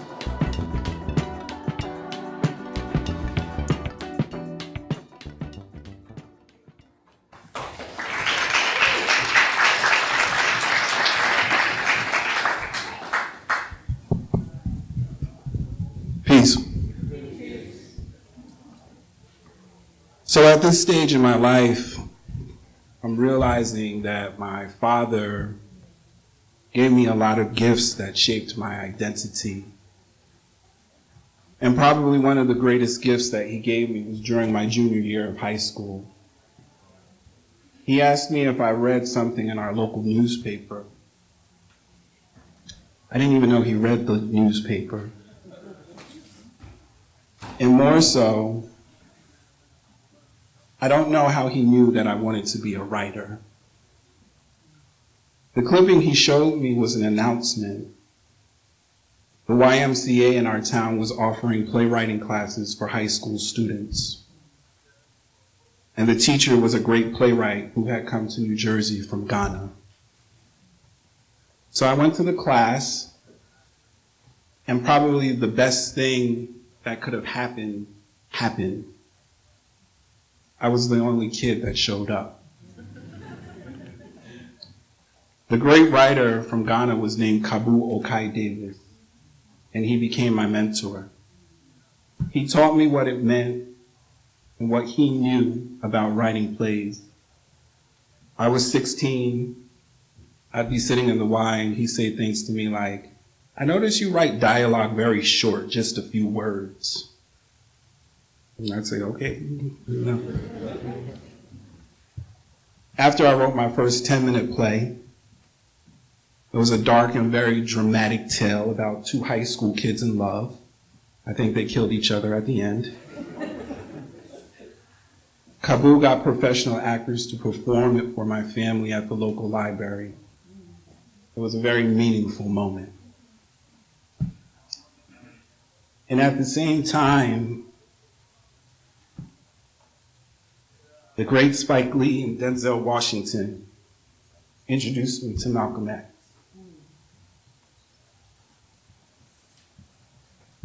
I would study Brother Malcolm a lot. I would love when he said, by any means necessary. From my junior year in high school, I believed that the means I would contribute to the liberation of the people I love was by writing plays. And I wrote, and I wrote, I wrote, until I fully magnetized and attracted upon myself the identity of being a young playwright. By the time I was 19 and a freshman in college, I was being produced off Broadway at the Joseph Papp Public Theater. And for those of you who don't know theater, that's pretty damn good.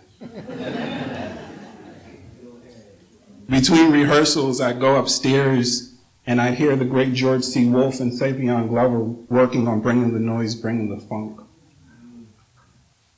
There I was, bright-eyed, thinking this journey, this black writer's journey, would always be easy. But then a sadness came. Throughout my 20s, I was constantly turned away, rejected by programs, grants, institutions, even heroes. And underneath it all, I was experiencing a quiet trauma of seeing plays in the American theater that I could not relate to. The breaking point was when I saw a show at the public theater called Neighbors. It had black actors in blackface, simulating sex with watermelons, among many other things. I remember looking around, and one dude in the audience was laughing so hard that he had to cover his mouth to catch the drool coming from him. I will never forget how that play made me feel. Could you imagine what it feels like for an artistic institution to make you feel unimportant? Could you imagine what it feels like for another person's twisted fiction to try and entrap you? But friends, don't feel sorry for me talking about trauma tonight, because trauma is often the starting point of social innovation. I realized I could not keep showing up for institutions that could not love me back. Bell Hooks said you have to choose love, and I had to choose to love myself as a playwright, as a black playwright. The love I chose made me start my own theater company and call it Changing Perceptions Theater. The love I chose made me start learning how to produce people's work, writers who were queer, Afrofuturists, sisters, brothers. The love I chose made me start writing plays specifically for black people, specifically between the ages of 18 through 35, so they could come to the theater and be uplifted. The love I chose made me mentor young people by way of teaching them theater. This is a group of young black men who showed up in Newark, New Jersey, a city where 82% of youth arrests are young black men. But here they are building a set for their play on a Saturday morning in their school auditorium. I love theater so much that during the pandemic I had an idea. What if there was a streaming service that encouraged people to stay home and watch theater while smoking weed?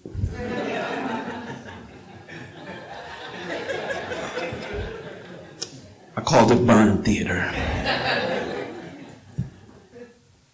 Okay, so that's when I realized I was getting a little far out there. I realized my feelings had taken me far away from the American theater. Not because of weed, but because when I called playwrights I admired and I asked them if I could stream their work, they would say they didn't have the rights to do that. Or they would say they had no say-so in making something like that happen. My friends, I'll tell you what I don't know.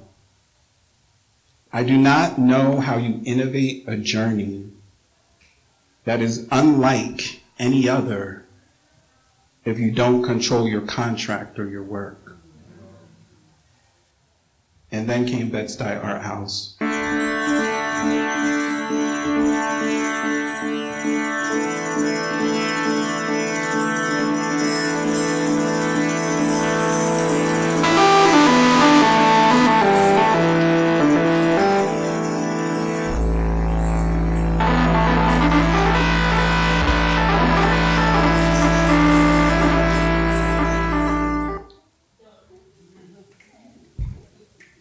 It was supposed to be a space for independent theater artists, but then the rappers came.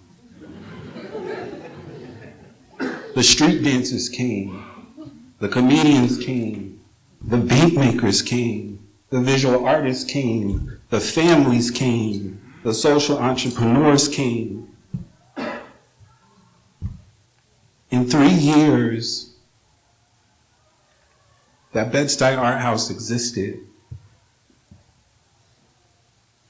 I learned that theater artists are not the only ones feeling like giving up on their artistic journey. I also learned we don't need more spaces solely focused on theater. We need more third spaces. Third spaces where people gather outside of work and home and experience another person's identity. And artists feel seen. And you feel the magic that connection brings. In fact, the purpose of my theater is evolving to create third space experiences. Like this one show produced at Bed-Stuy Art House. Writers were commissioned to craft monologues where a character smokes weed and imagines the perfect black space. And yes, the audience did smoke weed while they connected through the show. But it wasn't the smoke that burned down the barriers between performers and the audience that night. It was the reimagining of what the theater can be and how it could connect something deep within inside of all of us. It was social innovation at its finest. Thank you all for listening tonight. So I'm still the kid who loves theater. I mean, I want to connect with Denzel Washington, and I really want to geek out and sit and ask him what was it like to play The Iceman Cometh on Broadway. If any of you know how I could reach him, please let me know. If you could donate rehearsal space, let me know. I've got a production coming up in June at Brick. And lastly, I want to say this to all of you tonight. I am seeking support to produce 3 of my plays at 3 different institutions in Brooklyn simultaneously. I don't know what these 3 institutions will be just yet, but I do know this. I want this style of production to inspire people in these times and innovate theater in Brooklyn in a way that's never happened before. You're not the first to hear me share this idea, but I needed to say it to all of you tonight, because today is always a marker for where you've been and where you're going to go. Peace.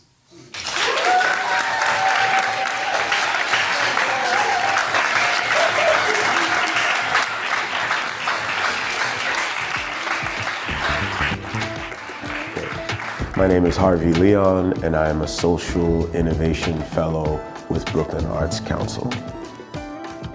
I believe in showing up for people.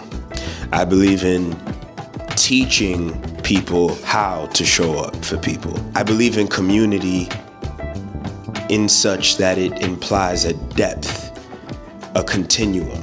Through the fellowship, I can contribute my insight, my perspective, my experience, my physical space, and we make it a point to offer that space.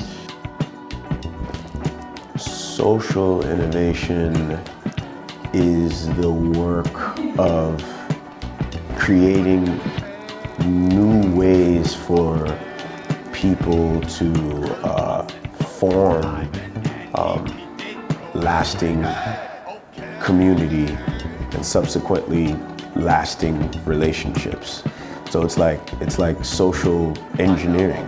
It's keyword innovation, meaning that you're creating new systems and new ways or just more effective ways of connecting people such that they form healthy, lasting communities.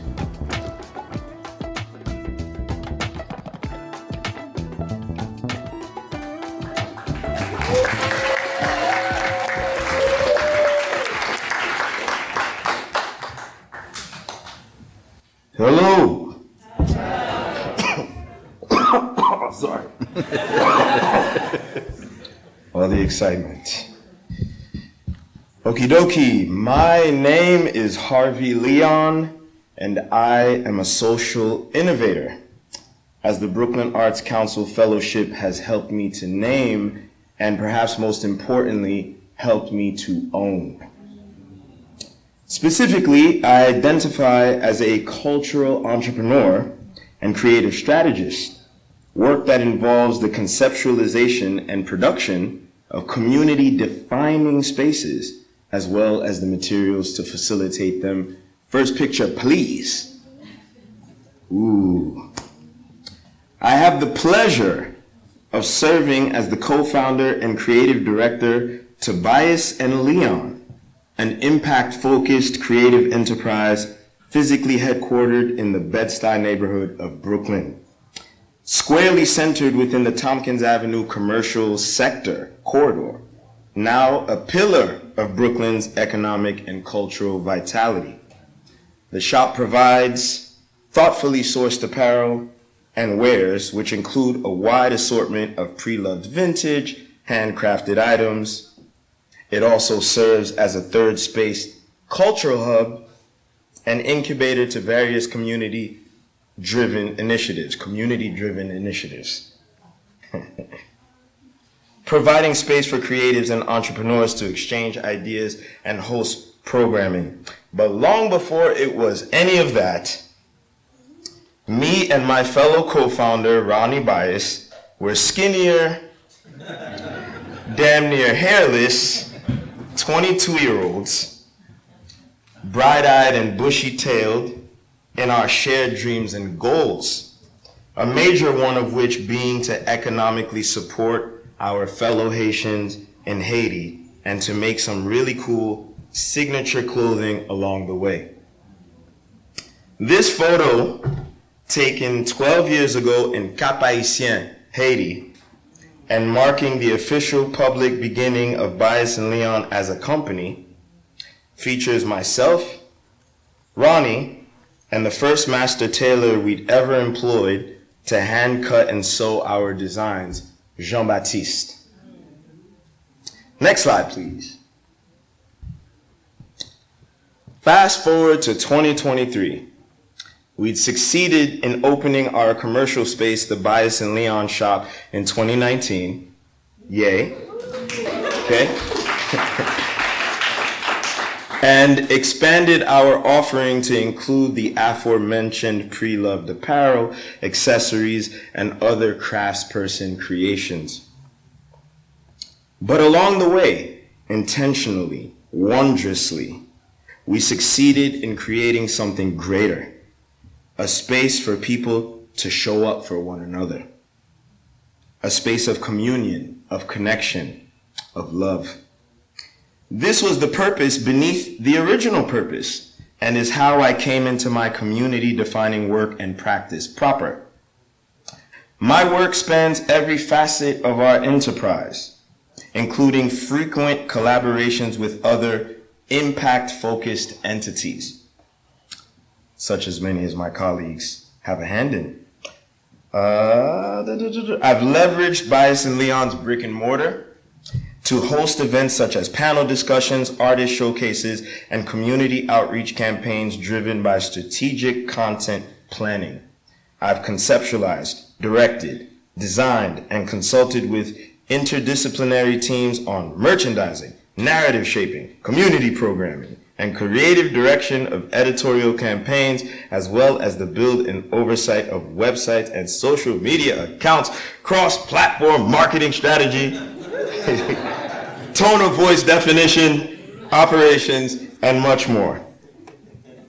They trained me to say all this, guys.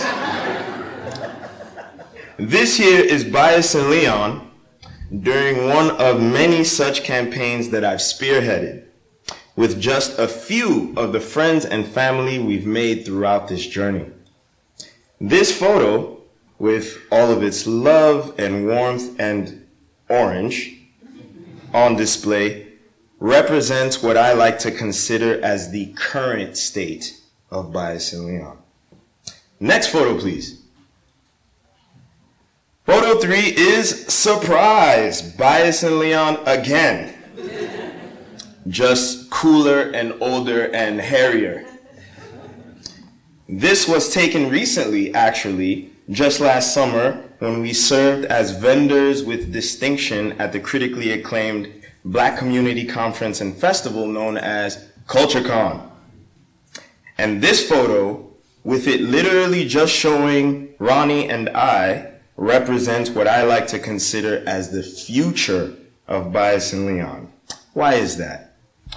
Because, and stay with me now, Bias and Leon's commitment and capacity to reach people, to shape and to nurture communities is a thing that flows outwards from and is directly correlated to our commitment and capacity to each other.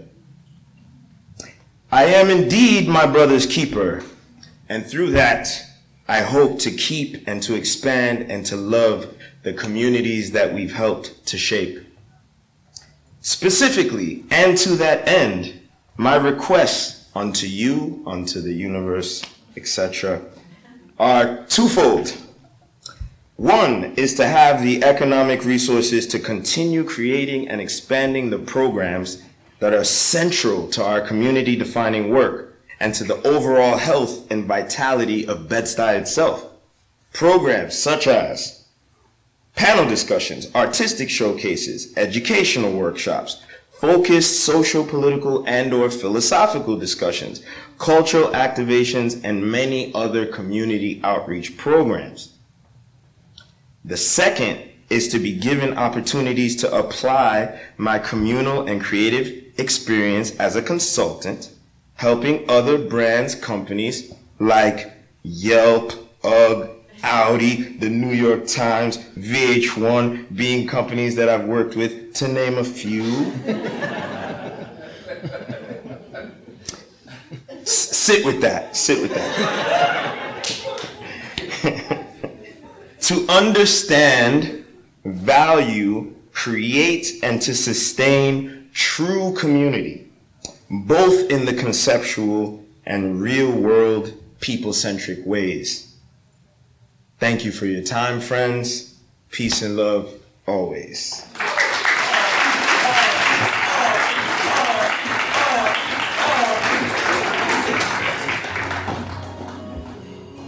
Hi, my name is Rags, Ragenhill Bruland. I'm one of the co-founders of the Flex Dance program. I'm also a social innovation fellow at the Brooklyn Arts Council. So to me, it has to do with community work and engagement. Definitely about local leadership. Definitely about funding too, towards professions that work locally, especially with youth, because that's our group of people that we work with. Hi, I'm Michael. My friends know me as Michael. I'm the director of the Flex Dance Program, a dance education nonprofit based here in New York City. I want to learn from people who are in the same predicament as I am, and that's to say that you have an idea, you have something that you believe is going to change the world, and you're just looking for the right resources to make that happen. And I do believe this fellowship is one of those resources, and I hope to learn from all the wonderful people that are a part of it.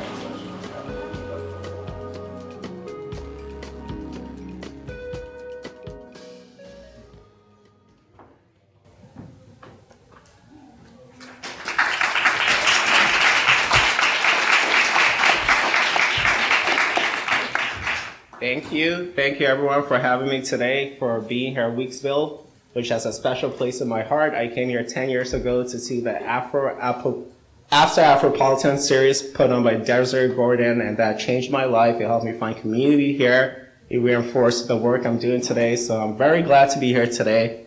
I also found out today that I got into the Masters of Nonprofit Education program at Columbia, so I'm going to start that soon. Yay! Thank you. So you saw, I'm Michael R.E. My friends call me Michael. I'm the executive director of the Flex Dance Program. It's an arts education nonprofit based here in New York. We use dance as a form of therapy for youth, specifically in foster care and juvenile detention, as a way of just helping them learn themselves, movement as therapy, and to get them ready for other sorts of learning.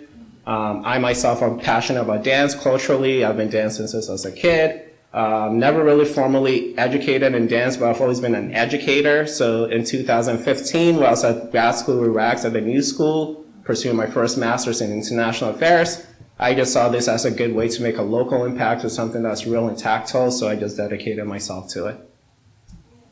Hey everybody, my name is Rags. I'm the co-founder of the Flex Dance Program. I'm also originally from Norway, and dance is really my heart, my passion, and my joy. So I started dancing at around age 10, and it really helped me break out of my shell. I wasn't so good with words, and still to this day not, so dance was naturally a way for me to express myself. And I moved to New York at the age of 17 to pursue musical theater and dance, and was fortunate to learn a lot about other dance styles and events. And then later I started working as a teaching artist, experiencing the joy of sharing dance and working with the youth. And then I pursued a master's and PhD in psychology, focusing more on the therapeutic benefits of dance, specifically looking at efficacy and qualities of dance mentoring programs. So the Flex Dance Program started in 2014 as a volunteer initiative. I went to the movie premiere of a documentary called Flex is Kings at the Tribeca Film Festival. And something just clicked, because in the movie, it shows the dancers, two of them in the audience today. They were working with the youth, and they had dance battles going on. And at the time, I was working in a secure detention center through another program as a teaching artist, but they didn't really have a dance mentoring program on site. So I approached the dancers, and we basically pitched the idea to the Administration of Children's Services. And they opened the door for us to do a pilot program in 2014. So flexing is from Brooklyn. It comes from dancehall and brookup styles. Two of the pioneers, one who we're very lucky to have on our board, Sandra D. Cobb, and her husband, Rocky, did something called Flex in Brooklyn. Oh, it was a TV show. It was a showcase talent show. They engaged thousands and thousands of youth. They had a TV show on BCAT, which is today BRIC. They opened their home every Saturday, provided a safe space for youth to come together, hang out, dance, eat food, and basically they did all of this out of their own pockets. So throughout the years too, I've been very fortunate to work as a coordinator in the Flex Dance Program, so I observed a lot of the sessions, and like one of the co-founders, Flizzo, says flexing is taking what's negative and turning it into positive. And that energy had what I've seen so many times during the session. So it could be a bad day, but then they end up engaging the youth. They dance, they have fun, they release, and then they're more likely to speak to their mentors afterwards. And as a part of my dissertation, I did a survey as well that showed that majority of the students feel more focused and less stressed after a flex dance program session.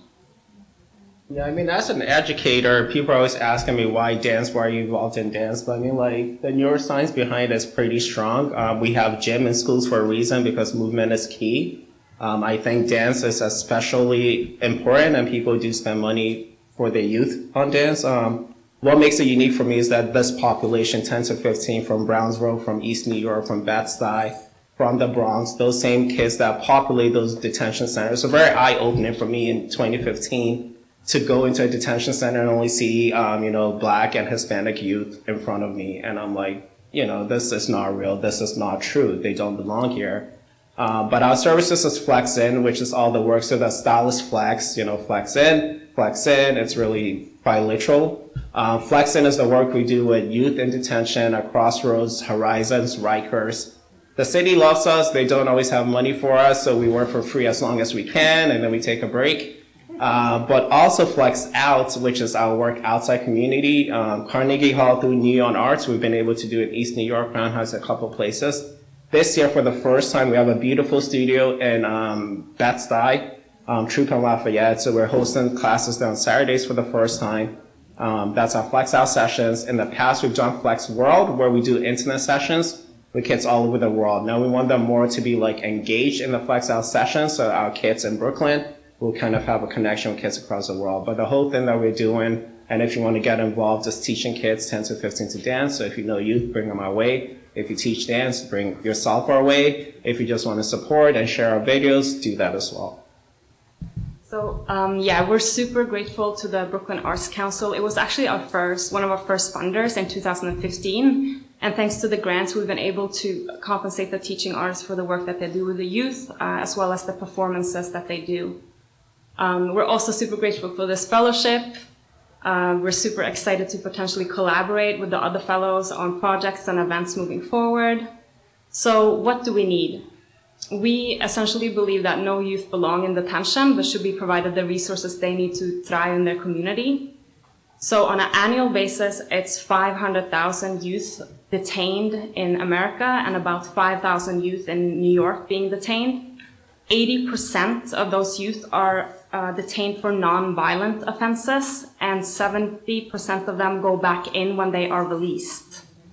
And recently, too, since the pandemic and the immigration crisis, it's been an increase of youth in detention here in detention centers here in New York. Some even have said that there are more kids than there are beds in the facilities at times. So there's a huge need for programs and resources. And it costs $200,000 or more to detain a youth per year. So our program costs $10,000 per site per year, and we provide free dance mentoring sessions for youth, and also an opportunity for them to join a program as participants or interns when they are released.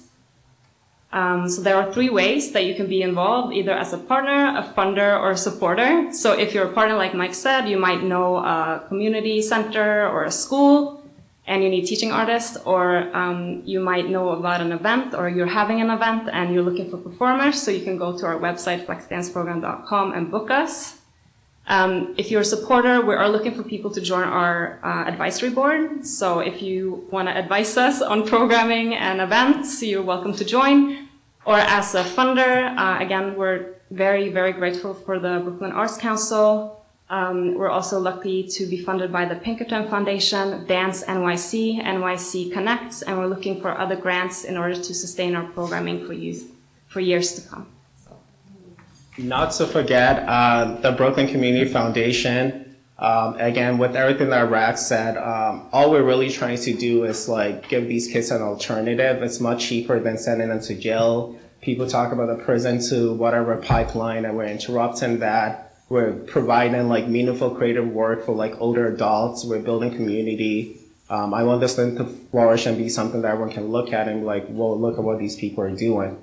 So without further ado, if you're looking to like bring us to your school, or if you're looking to book us for an event, you know, this is just a little preview of what you might get. You might be excited by it. Yeah, so without further ado, the Flex Dance program.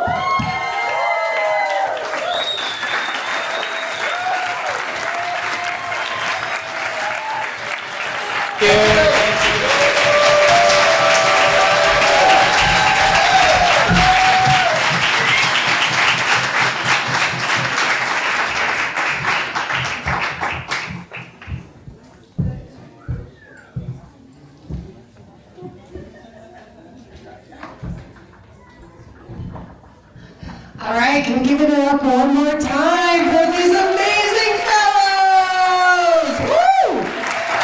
Hi, everyone. I'm Sky Kilnesky. I'm the Director of Artist Programs, Learning and Engagement here at the Brooklyn Arts Council. And hello, I'm Mayelka Prado, Programs and Cultural Heritage Manager. Thank you for being here tonight. You hear each of these brilliant fellows had some asks for how you can support them and their work. So we have a reception. Come eat, drink, and talk, enjoy, and talk to these incredible people about the work that they're doing and any ideas for that you have for them in terms of getting them what they need. Yep.